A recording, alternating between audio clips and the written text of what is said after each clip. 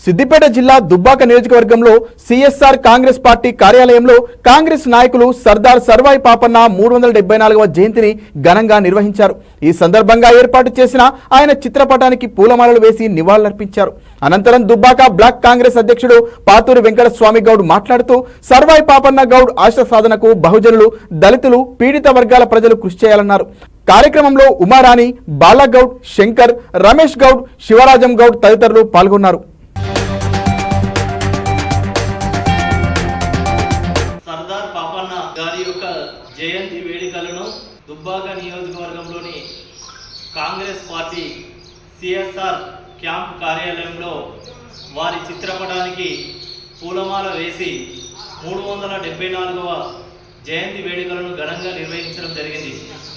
బహుజన చక్రవర్తి అయినటువంటి సర్దార్ పాపన్న యొక్క ఆశయాలను కొనసాగించడానికి బహుజనులు, దళితులు, పీడిత వర్గాలు అందరూ ఏకమై ఆయన బాటలో నడవాలని చెప్పేసి కోరుకుంటూ బహుజన రాజ్యం సాధించాలని చెప్పేసి దాని దిశగా బహుజనులందరూ ఏకమై రాబోయే రోజుల్లో బహుజనాధికారం తీసుకురావాలని చెప్పేసి ఈ సందర్భంగా తెలియజేసుకుంటూ సర్దార్ పాపన్న గారి జయంతి వేడుకలను ఘనంగా నిర్వహించడం జరిగింది. ఈ కార్యక్రమానికి విచ్చేసిన ప్రతి ఒక్కరికి పేరు పేరున ధన్యవాదాలు తెలియజేసుకుంటున్నాం.